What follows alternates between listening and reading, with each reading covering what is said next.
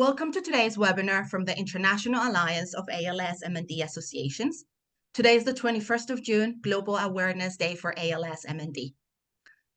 For this webinar, we have English and Spanish captions available. If you're joining us live on Zoom, please check the chat box as we will be adding the instructions shortly, or scan the QR code on screen if you have another device available. And if you're watching the recording on our YouTube channel, you will find the instructions in the video description on how to activate the subtitles. Para este seminario web tenemos subtítulos en inglés y en español disponibles. Si se unen a nosotros en vivo vía Zoom, verifiquen en la cancilla del chat ya que estaremos agregando las instrucciones en unos momentos, o pueden acceder a la traducción por medio del código QR en la pantalla y usando otro dispositivo.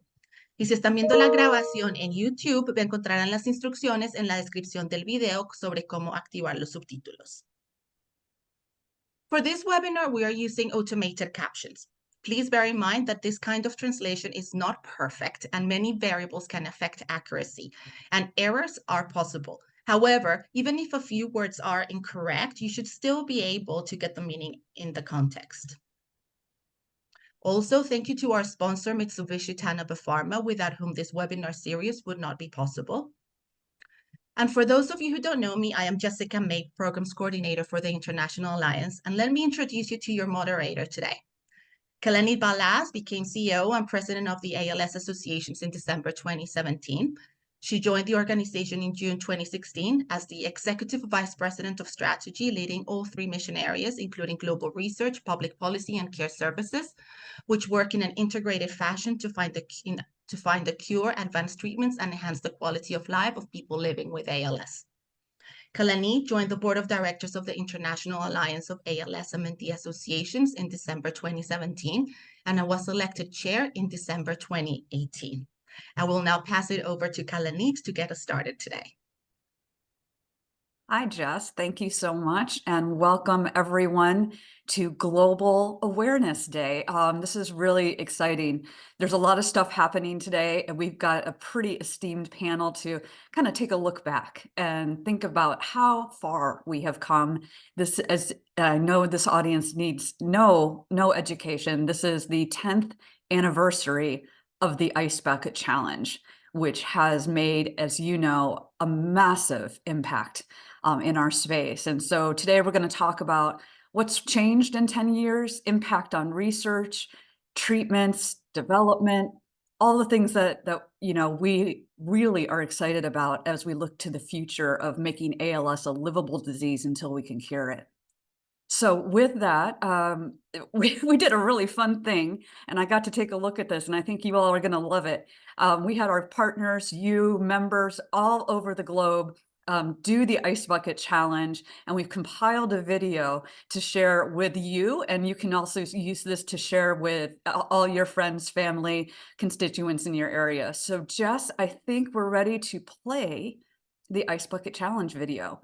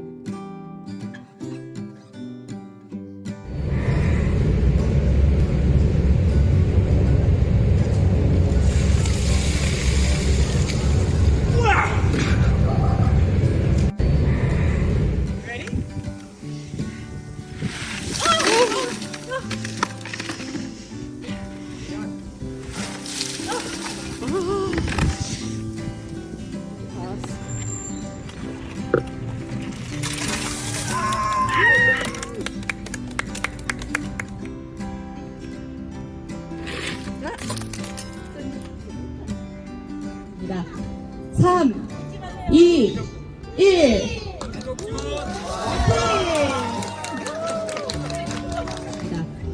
자, 3, 2, 1.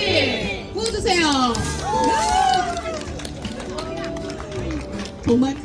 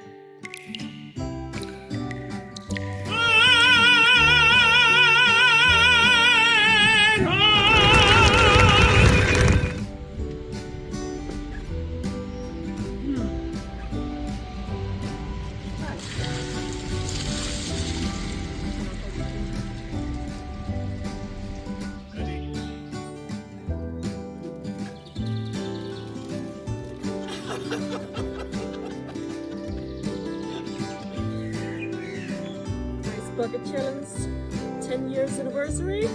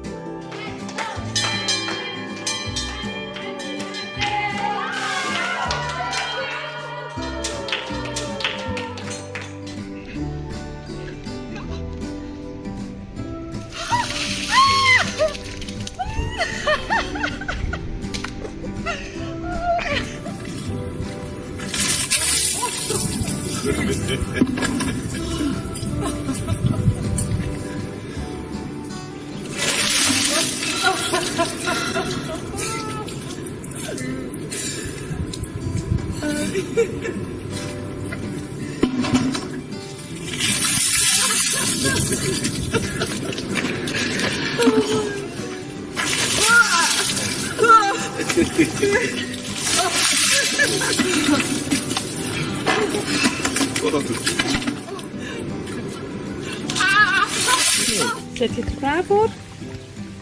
Go.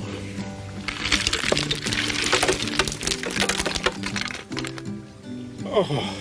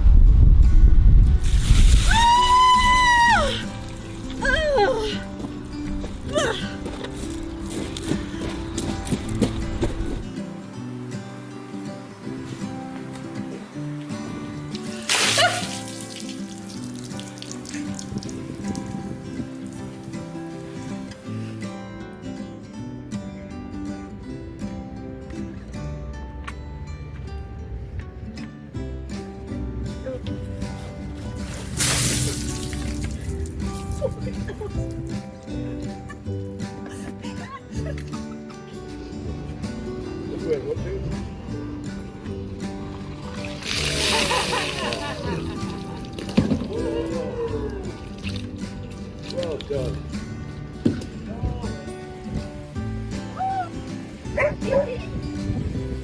What's happening?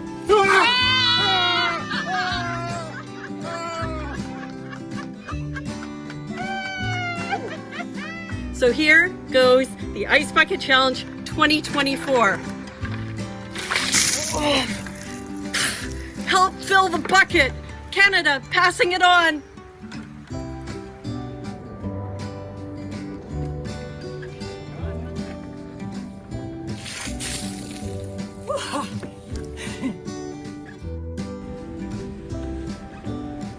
Hola, soy Diego, tengo ELA y soy de Argentina.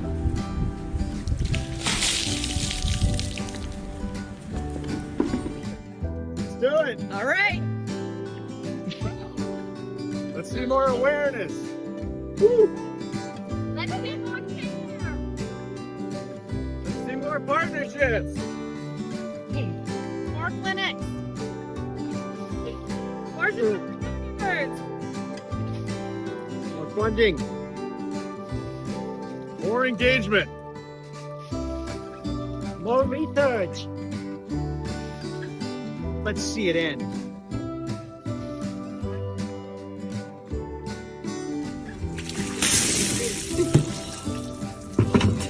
Okay, did you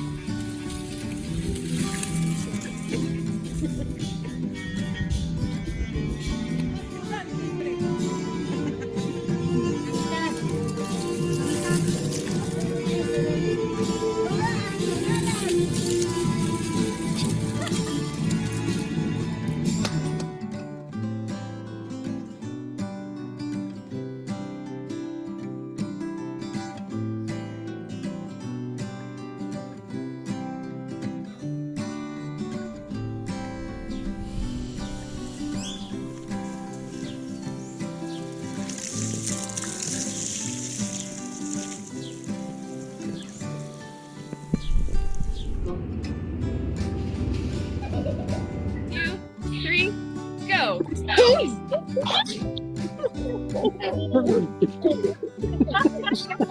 my gosh.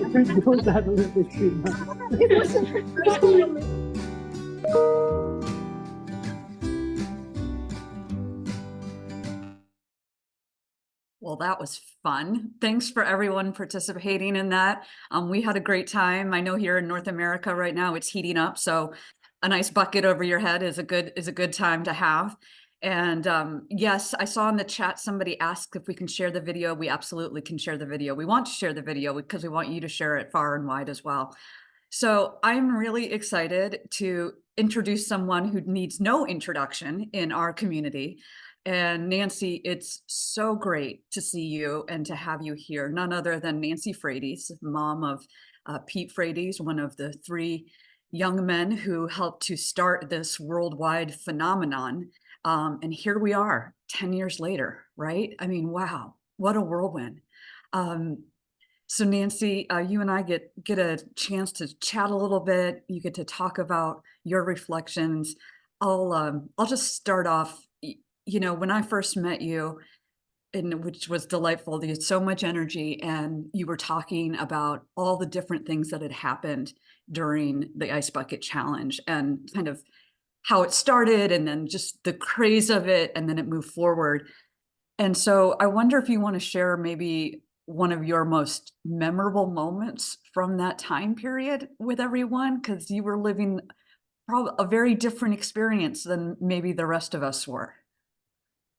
Well, nice to see you, Calaneet, You too. and I can't believe it's been 10 years and a lot has happened. And I think, we're celebrating the 10-year anniversary of Ice Bucket, but we're also celebrating Pete's daughter's 10-year birthday. And unfortunately, it's the 5-year anniversary of Pete passing.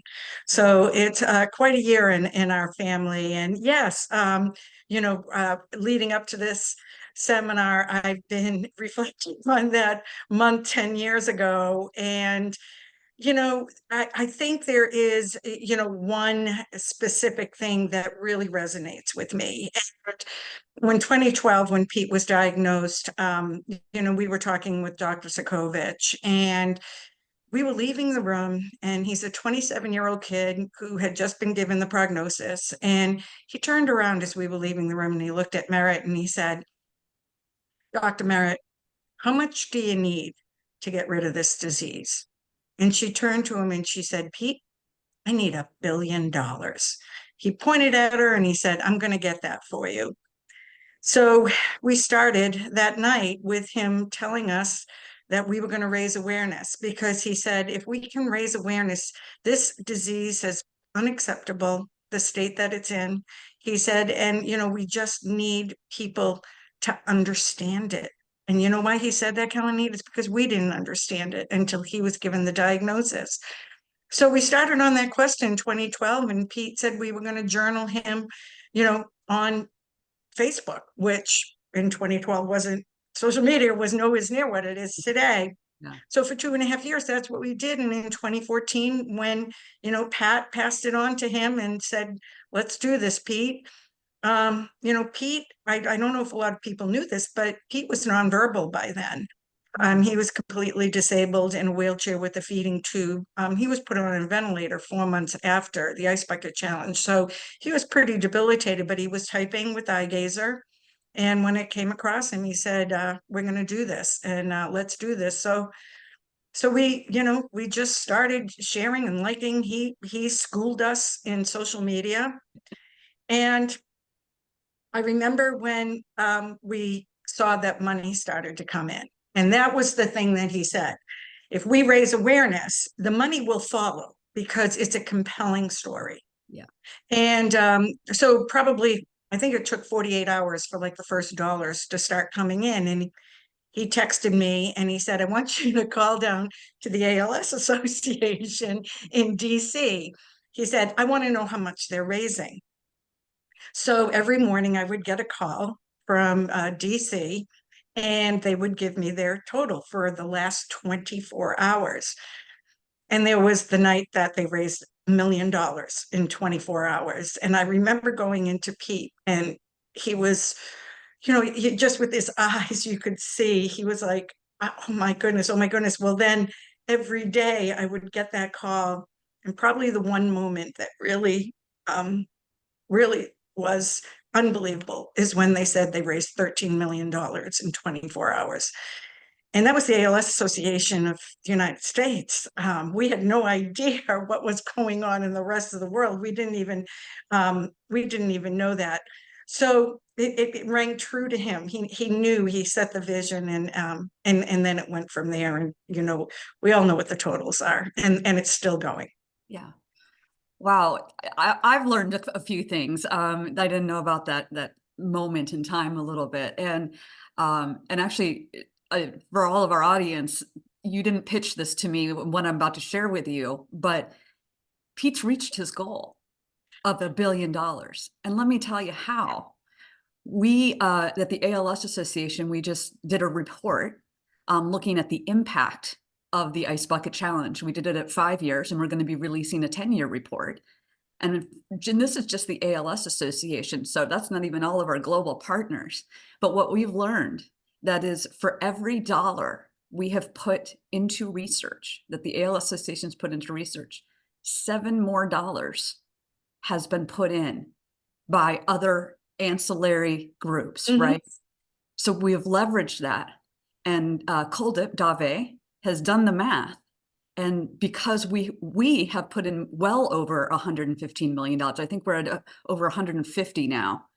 We have leveraged that, and we have put in collectively in our community $1 billion into research since the Ice Bucket Challenge. So I hope you share that with your family. We'll share the report with you. Obviously we got a long way to go, but we've gotten really far, right? And so we still got a long way to go. So let's do the next billion together. I'm in. Absolutely.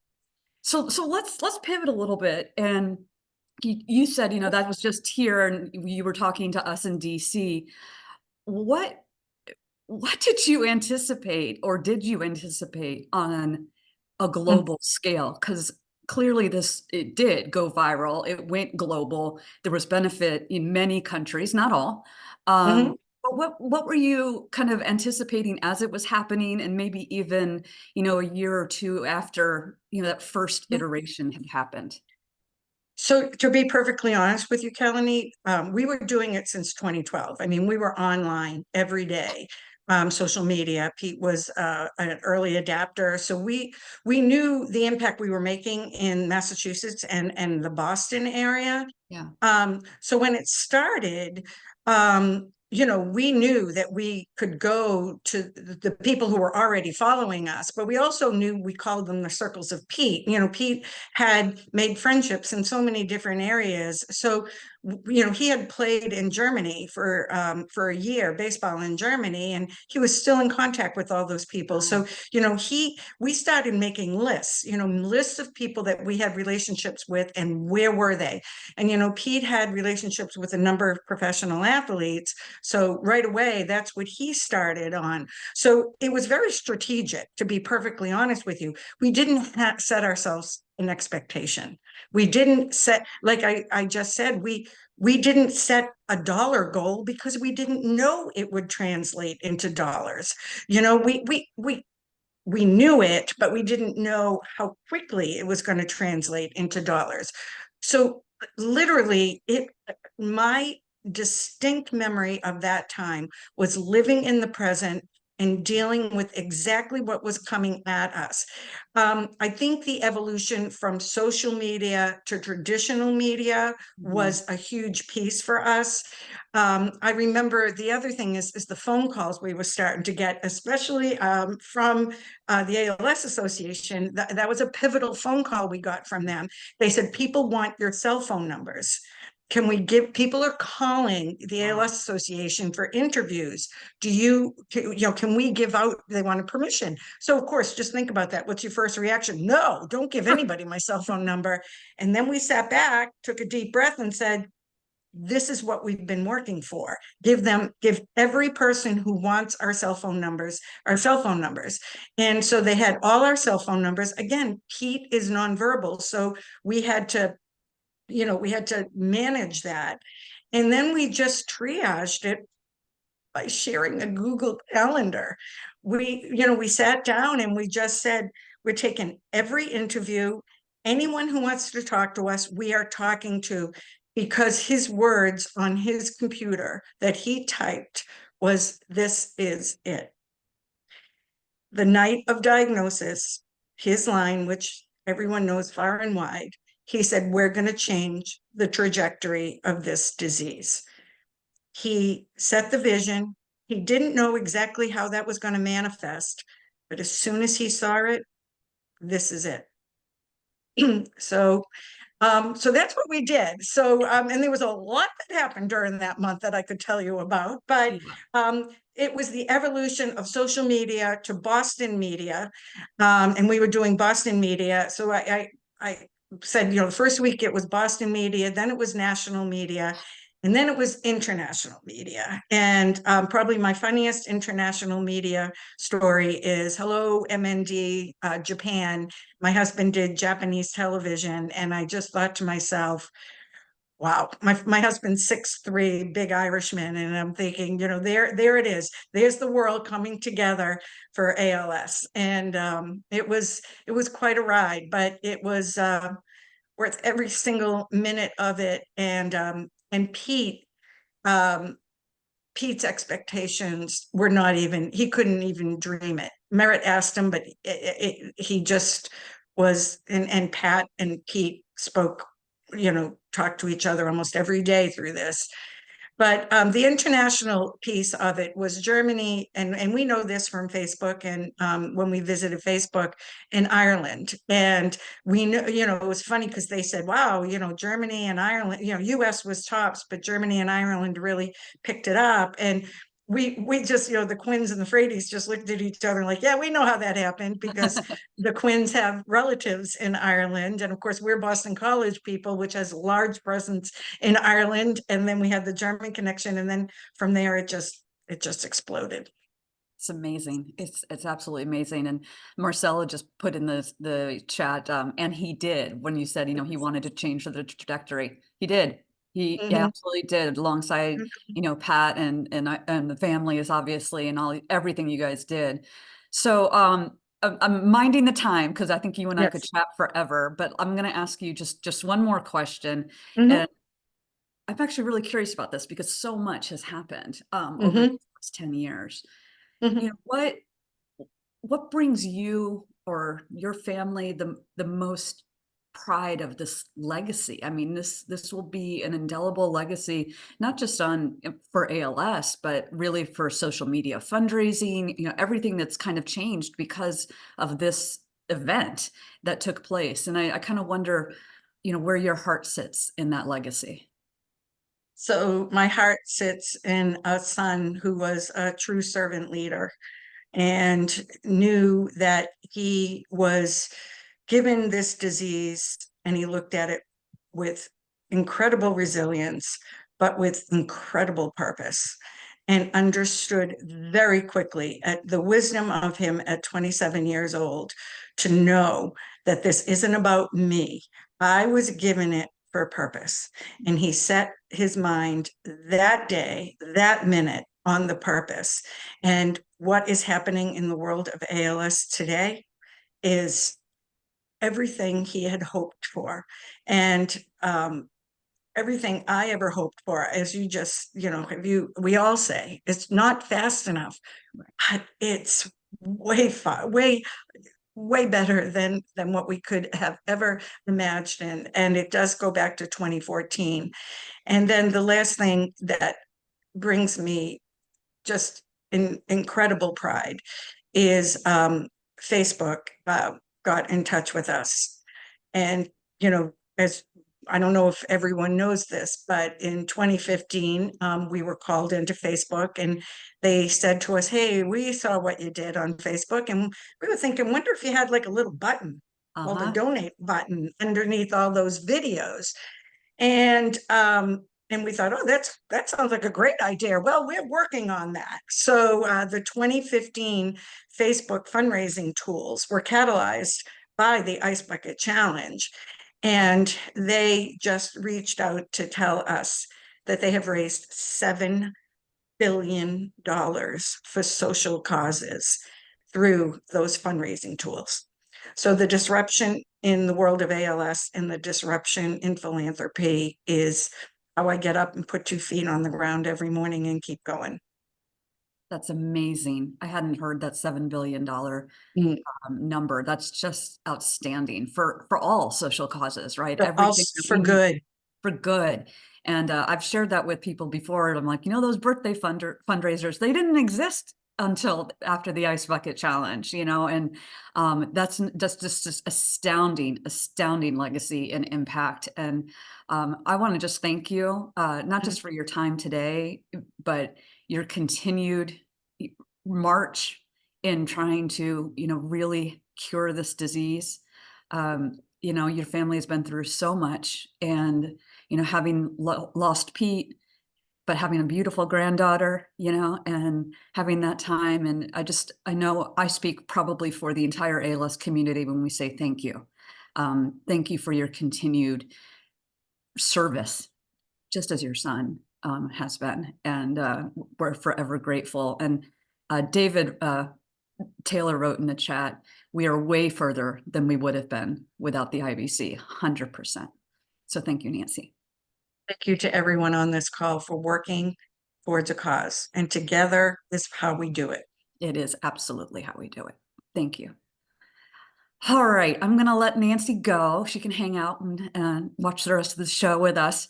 So I want to turn now. We were talking about just the global impact, and really, we know this, but we also know that celebrity had a lot to do with this. So we have a little video to take us back 10 years ago when Benedict Cumberbatch started his Ice Bucket Challenge, and that really helped to launch a lot of other Ice Bucket Challenges in the UK and in Europe and beyond. So let's just take a little look back 10 years. My name's Benedict Cumberbatch, and I've been nominated to take the Ice Bucket Challenge by Tom Hiddleston, Juno Temple, and Adelaide Clemens 3 times. So here I am, about to take it. I'm a day late as well, but I'm just going to take the one. Now, it's in order to raise awareness for ALS, which is a form of motor neuron disease, which has a devastating effect on people's lives. So please text and donate generously. Bring on the bucket.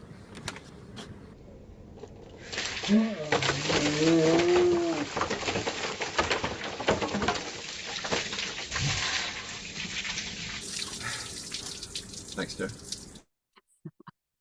I like to see that someone so calm, cool, and collected as him still has a great reaction to getting a bucket of ice water dumped on their head.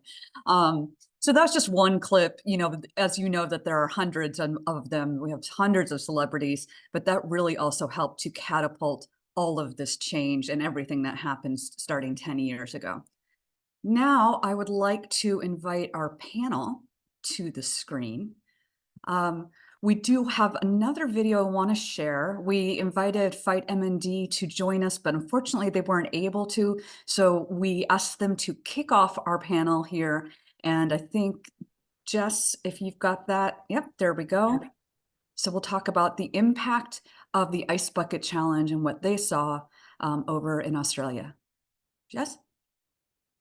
So hello, I'm Beck Sheehan. I'm the Research Director at Fight MND, and I'd like to thank the Alliance for inviting us to really reflect back on the last 10 years since the Ice Bucket Challenge. So coming from an MND research background, it was just incredible to see the Ice Bucket Challenge, the impact that it had around the world, but also here in Australia. So those who really participated in the Ice Bucket Challenge include people from MND communities, researchers, including myself with my old MND lab, politicians, local celebrities, and sports stars. And one of the highlights of 2014 was the world record ice bucket attempt, which was held at Marvel Football Stadium. You can see some photos here. And that was actually led by one of the founders at Fight MND. So the Ice Bucket Challenge in Australia raised over $3 million for MND research and care. And this really raised funds for MND Australia, MND Research Australia, as well as the MND state associations. One of the real highlights from the Ice Bucket Challenge was the establishment of the Sporadic ALS Australia Systems Genomics Consortium. And this is a national network of clinical sites that collect clinical information as well as samples for genomic and genetic analysis. And this is a newly established consortium that really connected the clinical sites all across Australia. So this Ice Bucket Challenge grant was awarded to this research network, a $1 million grant, which I believe is the largest grant that MND Research Australia has awarded. And Fight MND are proud to continue to support this program. It's having a huge impact in MND research here in Australia and allowing people with MND all across Australia to participate in research. So 2014, as well as being a huge year for the Ice Bucket Challenge, it was also a huge year for Fight MND, as it was the year that we were founded by these three men here, all with lived experience of MND. And as well as establishing the foundation, they also established this crazy idea of the Big Freeze. And what the Big Freeze is, it's really about taking the Ice Bucket Challenge and then spinning it on its head. And so rather than pouring a bucket full of ice over your head, instead you slide down a slide into a giant swimming pool filled with ice. So this slide and swimming pool is actually built each year at the Melbourne Cricket Ground, a very iconic football ground here in Melbourne. And the slide occurs before a football match between two of the Australian rules football teams. Sorry. So the Big Freeze campaign has become Fight MND's signature campaign. It runs over the months of May and June each year, which is winter down here in Melbourne. So it's very chilly when people are taking the icy plunge. And the Big Freeze beanie shown here is also the centerpiece of this campaign. The beanies are really a way for people to buy their beanie, wear it and show their support for the campaign. And it also has the connection, obviously, to keeping warm around the icy cold of the ice bucket or the Big Freeze. The highlight of the Big Freeze event is the celebrity slide. And you can see here the world famous surfer Mick Fanning sliding down into the Big Freeze swimming pool. And each year we have a new group of iconic Aussies who are selected as our sliders. And just to give an idea around this campaign and the impact that it's having, in 2023, the Big Freeze raised over $15.8 million for MND research and care here in Australia. And this is just another example of a couple of our sliders braving the icy water. And you can see in the background our iconic blue beanies all throughout the crowd at the football. So in addition to the Big Freeze slide at the MCG and the football match, we have a community fundraising element of the Big Freeze, which is our DIY, our do-it-yourself Big Freeze. And this is about engaging individuals or groups to come together to raise funds and awareness within their own community. So this could include schools, sporting clubs, or workplaces. And they could choose any sort of element of the freeze, which could be the traditional Ice Bucket Challenge, or some of our communities go as far as building their own version of the Big Freeze and building a swimming pool and a slide in their own local communities. And it's a great way, particularly for those people in regional areas, to come together to support people in their community with MND. And in 2013, we had over 500 fundraisers support the DIY Big Freeze all across Australia and raised an incredible $1.2 million for MND research.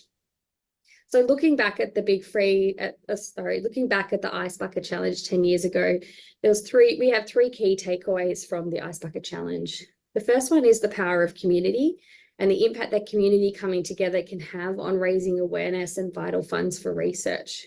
The second one is around the importance of telling stories of people with lived experience. I think many people did the Ice Bucket Challenge 10 years ago, and they did it as a once-off and probably didn't really understand why they were doing it. So I think the importance of linking the Ice Bucket to MND and the stories of people with MND really, I think, engages people and builds that connection to cause. And then lastly, the importance of having fun. And we all know how devastating this disease is. And I think the Ice Bucket Challenge really allowed us to laugh and have some fun while we raised that awareness about the disease and that vital funds for research. So thank you. All right, thank you. And just to let everyone know, I mean, the reason our colleagues couldn't join us is it's the middle of the night over there in Melbourne. So thank you for doing the video ahead of time. And now we have the distinct honor of having a great panel here, which I'm going to allow my colleagues to introduce themselves. But we have Brian Frederick from the ALS Association, David Taylor from ALS Canada, and Sheila Slauber from MNDA. So Brian, why don't you I'll start with you and we'll go around and you guys can tell everyone a little bit about yourselves and then we'll get started. Yeah, thanks, Calaneet. So I'm Brian Frederick. I'm Chief Marketing Officer at the ALS Association. I've actually been here 10 years ago this summer because I was working at a public relations firm in downtown DC, and I got a call and the ALS Association said, hey, we have this crazy thing happening. We need some help. And so I came in and immediately started helping with all those media requests that Nancy was mentioning and all the other challenges that the ALS Association was facing, the good challenges that ALS Association was facing at the time, and got to know Nancy and her family and Pete, and then Pat Quinn and his family, and was inspired to stay. And so I've been here since. Thanks. Thanks, Brian. David, you're next on my screen. Hi, I'm David Taylor. I'm the Vice President of Research and Strategic Partnerships at ALS Canada, and I've been in the ALS field for about 23 years, and I had, prior to coming to ALS Canada 12 years ago, been a sort of a researcher on ALS at the bench. And then when the Ice Bucket Challenge happened, I was a fairly new, young, nerdy scientist coming into a role that suddenly got thrust into media and interviews and Entertainment Tonight and all kinds of stuff. It was such an incredible time. It's hard to even fathom when we look back on it what it was, just when we were in it. So it's great to be able to come back and talk about it and what it has achieved. Thanks. Great. Thank you, David. Sheila. Hi, I'm Sheila Slauber. I am the Vice Chairperson for the Motor Neuron South Africa.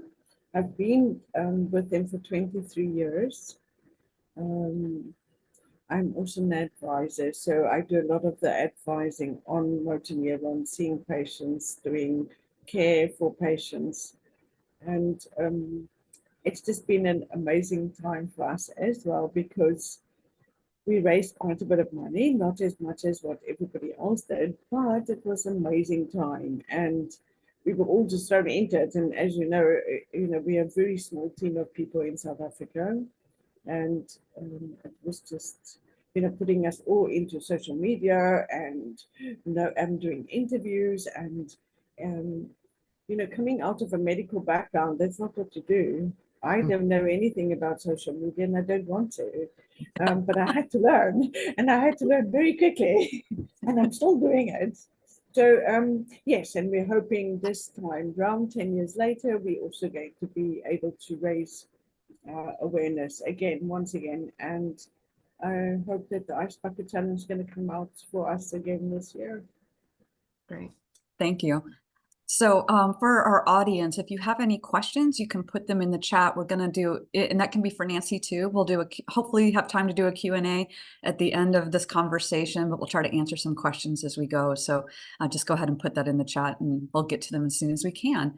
So let me start, Sheila, I'll pick up on what you just talked about, which was, one, you didn't know anything about social media, really didn't want to, but however, this has certainly impacted research and what has happened in research and the funding for that. So, I wonder if you all would speak a little bit on the impact of funding specific research too, and what you've seen and how you've seen that landscape change. So I don't know, Sheila, if you want to start us off, and maybe I'll go to David after that.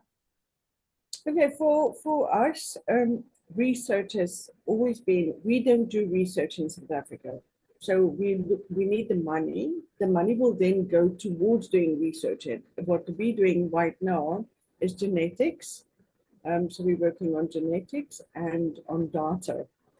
And that's about what we have here. So what everybody else that's in worldwide, we take in on that. So whatever money we can get, will go towards, some of it goes towards research and some of it goes towards doing the normal day-to-day care for patients living with ALS. Thank you. It's really insightful. Yes. Dave, what are your thoughts? I mean, you've been waist deep, shoulder in the research world, and have seen a lot happen. Yeah, I mean, in Canada, we raised quite a bit. Approximately the US is $17.2 million, 11.5 went to research, and then we were able to match that to another organization, Brain Canada. But as you know, ALS research is borderless, and you know, if we take it across the world, there are massive initiatives. You heard about SALSA from Fight MND, but all kinds of things. You know, in the US, ARC from ALS TDI is an example of one that many people will know. A lot of discovery research, clinical trials have been funded, ones that people know about that are exciting right now, and things that are yet to come. We've got biomarker research. We've got all kinds of genetics work that's happened. Project MIME flourished under this, which is whole genome sequencing, which is going to lead us to understand the genetics of everyone with ALS. Care improvements, technology improvements. I know the ALS Association, you know, being the biggest benefactor of all of it, has put a tremendous amount. And I know you said about 150 million. It's actually incredible when you go through it all, and there's not enough time to be able to do it. And I will just say, we didn't even do justice to the amount of leveraging that the awareness build that has led to way more dollars down the road. There are absolutely generations of people that will not get ALS because of the Ice Bucket Challenge. That is so true. And, you know, we even see it with more philanthropy coming in. You know, we've received massive gifts that because of the Ice Bucket Challenge, because of the awareness, they recognize that we can continue to lead the space. And we do that together with all of our colleagues. So I completely agree with you. Brian, I've got a little bit different question for you as our chief communication marketing guru. You know, I wonder how you think about how this has not only raised awareness in that time period, but really what that challenge did for ideas of challenging people all over the place. How are we still using that today? And I know you keep your eye not just on the US, but you keep your eye globally as well. And I'm just curious as to what you think that marketing impact has been and that legacy of that over the years. Yeah, I mean, I think the first and primary thing that the Ice Bucket Challenge did was really put ALS on the map in terms of public awareness. And, you know, here in the US, it was referred to as Lou Gehrig's disease. And, you know, nobody knew much about Lou Gehrig other than he had a disease and he died from it. And so at the very least, it reframed this disease as ALS and motor neuron disease around the world. But I think that it also helped to shine a light on the devastating nature of it. And so, you know, one of the things that was the ironic, and in some ways, I think why it was successful, juxtaposition of the Ice Bucket Challenge was that it was a fun, celebratory event. It was very positive. It was families, it was friends, it was in the backyard. It was a very positive sort of fundraiser. And I think that that's what enabled people to sort of gravitate to it, you know. And so what we have to do as marketing and communications folks is to keep that energy, keep that positive momentum going over the years, and that desire to get involved with ALS and motor neuron disease, while also educating as to the devastating nature of it. And so, you know, it's a fine line that we kind of walk. And in some cases, we will call attention to how financially, emotionally, physically devastating ALS, motor neuron disease is. But in some cases, we want to just sort of celebrate the fun and the positive community that we are a part of. And we do have an amazing community. Like you could see in that video, it was so inspiring. That was 9 minutes of just joy of people that have been affected by this disease and care about this disease, but are willing to sort of have some fun and get their hair wet, metaphorically and literally. And so I think that our challenge is to continue to try and inspire people to care and have fun with this, while at the same time reminding them that, you know, there's people that are dying every day and we need a cure and we need treatments quickly. So that's really what we're up against. Yeah. Thanks, Brian. It's very insightful. And yeah, I completely agree that the joy of this particular fundraiser it was just fun, right? People were just having a good time. And that's kind of why it went viral. I don't know about you, but I think I get asked once a week, how do we do another ice bucket challenge? And I'm like, if I knew that answer, we would have done it, right? Like it was a moment in time, and it was a really special moment. So I wanted to maybe kind of take a look to the future, and think about what are your hopes and dreams of collaboration, going into maybe the next 10 years, and how people can collaborate within our own countries and then maybe across the borders, whether that's research or other different ways. David, you started by saying, research is borderless, right? And it's really important that we think about that. So what do you think when you think about trying to get people to collaborate either with local organizations in their own countries or across the borders that shouldn't exist? Was that you're asking me first? Sure, go for it. You mentioned my name? Yeah, Or okay. yeah. I mean, I think we already do. And I think that, that's another piece of the Ice Bucket Challenge. I think it built a certain level of funding and awareness that allowed us to have things like the International Alliance begin to flourish more. It's way different from where it was in terms of global collaboration. And I just got back from NCAL's meeting in Sweden, and people from all over the world together, and all we're talking about is how can we work together? What are you doing? Learning about each other. So if people want to get involved, I think the first thing is you can look at what your local area is doing, but also think about the fact, again, that when it comes to research, when it gets to getting to a better day for ALS, we're all going to be doing this together. And if something happens on the other side of the world from where you are living right now that is going to make a difference with this disease, we're going to work together. We're going to get it for you as quickly as possible, and we're going to try to get it to the world as quickly as possible. I see someone like Sheila here, and that always reminds us that we have to do this for the globe. It's not just the countries that have all the research, but we got to find those things, and then we got to get it out to everyone. And I think we are doing that, but if you want to know more, you can ask any of us. We'll be happy to talk about it all day and steer you in the best directions possible for what you think is best.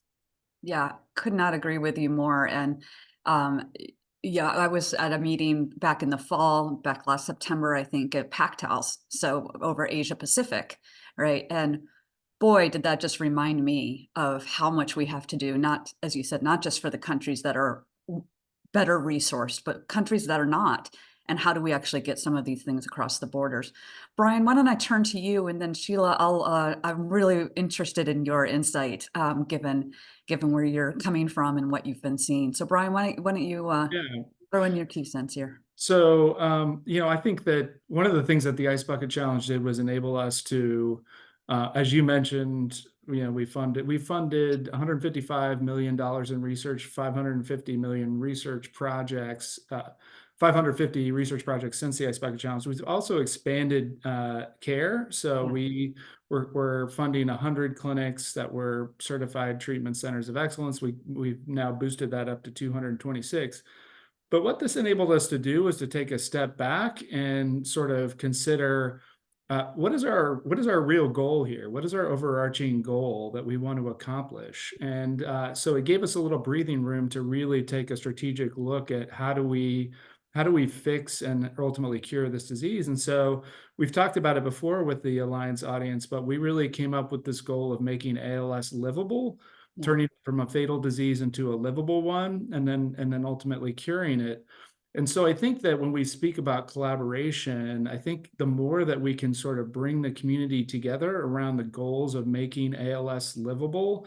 So instead of, before the Ice Bucket Challenge, I think there was, to use a baseball metaphor for folks that know baseball, there was a lot of swinging for the fences and home runs. And instead, we're sort of taking a look at how do we get, singles and doubles and get runners on base and advance people around the bases, and so that we can ultimately have people living with ALS. So when Nancy and her son go into a doctor's office, it's not a sort of, well, there's this one treatment and that's it, or what so often folks hear is get your affairs in order. But instead we can say there's real treatments here, there's real things you can do, including getting access to care that can make your life longer and more meaningful. And I think that's really what would be helpful. We just had the National Academies here in the US release a huge report about how do we make ALS livable within a decade. And I think that will influence policymakers and regulators in the US around how to do that. And you know, I think I would hope to see that around the world as well, because we're all sort of shooting for that, but we all sort of need to be rowing in the same direction, I think. Yeah, that's great. Thank you. And yeah, that report for everyone on the call, that report just came out. We'll make sure to share it with the International Alliance so that you can take a look at it too. And to me, this is all about collaboration. Is like something happened in one country, and if it's good, let's see if we can replicate it in others. So again, we're all moving together in the same direction. Sheila, you're in a different spot, and I'm curious as to what that looks like for you and what you're hoping for when you're thinking about collaboration on a global scale. Well, you know, we need to expand. So we are looking at our outlying areas, our rural areas. So we've got Kenya, we've got Nigeria, we've got Zimbabwe, we've got all these outlying areas with no help, absolutely no help, right? So if we can help in raising awareness for them firstly, but in order for us to do that, we need to first look at charity starts at home, isn't it? So we're looking at South Africa. I think we made 680,000 Rand at the last Ice Bucket Challenge, which is very little if you're looking at in your areas. 100,000 of that went into research, and the rest was in our day-to-day. So we don't have our medicines. Riluzole is the only medication that we can get in South Africa, and already that is over 8,000 Rand per month. We don't have our patients that can afford that. Right. We don't have our patients can afford that. So we're looking at medication equipment. Modern technology has obviously expanded, hasn't it? But what do we have? We still have communication boards. We can't help with eye trackers or iPads or anything like that because we don't have the money for that.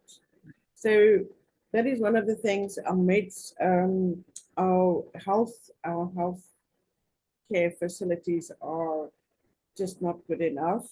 You know, they don't know anything about MND or ALS for that matter. We were busy doing a webinar now the last 3 days just to equip people, but you know, giving them awareness and just helping them with knowing what MND is all about, but it's not good enough. We can go out, we only have a very small team of people. We've got nobody. We don't have anybody running social media. We don't have anybody doing marketing for us. We don't have any of it. All we concentrate on at the moment is the medical side of it. So we've got the medical side. We go out, we are there for the patients. We do the support, we do the counseling, we do, you know, that type of, but that's it. So how are we going to be able to open this worldwide or just make money out of it if we don't have any hope? So that's where we're sitting in South Africa. Thank you so much. It's so insightful and such a sobering reminder of the inequities across the globe that continue to exist. I can tell you that I think about a week ago or so, the International Alliance hosted a roundtable on this specific issue on trying to think about how do we battle some of these inequities. And there were some pretty good ideas. I won't spoil the report yet, but I think there'll be some good stuff coming out. So we have about 3 minutes left. And Nancy, I see you popped back on for us. I would like to open it up if there are any questions. Jess, I don't know if there's anything in the chat that I have missed. Okay. No, nothing new, sorry. Nothing new. Okay. And I do see, yeah, thanks, Jess, you put into the chat a global locator of, this is one of the things that we've started to collaborate on internationally. And I know at the ALS Association, we started looking at where are all our clinics across the country and how do we, you know, identify that and how do we track all of that? And then Kathy and I and a few other people got talking and we thought, well, let's do that globally. Why aren't we looking at everything around the world and seeing if we can track that and see where our gaps and needs are, to your point, Sheila, of the things that we really need to do. So that link is in the chat. I encourage you to take a look at that. If there are no questions, yeah, sorry, go ahead. No, it's fine. I will go on to that and have a look at that. Thank you. Okay, sure. Calaneet, maybe there's just a quick one just to complement the message from Bonnie, where she was asking about research sort of in parts of the world where they currently don't have research, like Finland. So what was I'm sorry, what was the question then?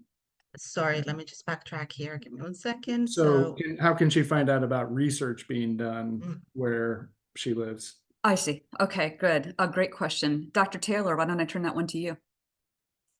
I was just typing it in. It was just at NCALS in Sweden. There were Finnish physicians there. They are interested in research. There is stuff we can point towards. So offline, I can definitely point out some of those things to the Alliance, and they can certainly get back to you, Bonnie. Happy to do that. Thanks, David. So we've got 2 minutes left. And Nancy, I think I'd love to turn it over to you if you could maybe close us out and give us some not to put you on the spot or anything, but maybe give us some words of encouragement as we step into this 10th year anniversary and really know that we've come so far, but we have so far to go. So you want to close us out? Yes, because I've been listening and thinking, and there's one major point here. In 2012, what plagued our space was that people couldn't communicate with each other. You know, if you're going to have a movement, people who are like-minded or have a single cause need to galvanize with each other. And when Pete came into this world, we didn't know where to go. Social media was in its infancy. The internet was, you know, still new. And people didn't really know how to grasp onto it. And then with the advances in technology, with eye gazer technology, you know, our patients, you know, lose their ability to communicate so early. And I believe that was one of the cornerstones of why it took so long, because they could not communicate with each other. And one of my brightest days through this was walking into Pete's room, and on his computer, he had all these balloons opened on the bottom. And I looked at him, and again, I'm a little bit older, so, you know, I still remember the telephone on the wall. And I'm like, Pete, what are you doing? And he said, Mom, it's very easy for us to communicate through Facebook Messenger. Now, this again is back in 2013, and you know, he was just experimenting with ways to communicate, and he must have had 12 of them that were all communicating at the same time. And I think in my mind, really, let's go back to that moment, because that's the moment that spurred the August of 2014, that these patients got to talk to one another. And now today, if you look on Facebook, there are thousands of Facebook groups. There are groups for ALS patients and families, any kind of resource they want, any kind of, you know, there's a book reading group, there's ALS Her Story. There are all these groups of support and encouragement. And the overarching thing I will say is 2014 brought something that wasn't there: hope. And we're all living in that bubble. So communication and collaboration are what are going to get us to the cure. And right now, we need to take care of our patients living with ALS, because that is our challenge, right? Someone gives you $1, where do you put the money? The care or the cure? Well, what I tell them is you go 50-50, because the need is as great. And as Brian said, as we make this a livable disease, that care piece is going to grow exponentially. So let's keep communicating, let's keep collaborating, and let's strike out ALS. I love it. Absolutely. And we're already seeing that hope, right? Hope. That's my takeaway. So thank you for all you do. Thank you all for spending your time with us. Nancy, Sheila, David, Brian, appreciate all the insight that you have. Everyone, I wish you the best Ice Bucket Challenge this summer. Please feel free to share this video and the Ice Bucket video far and wide. And thank you so much for joining us today. See you next time. Thank you all. Bye-bye.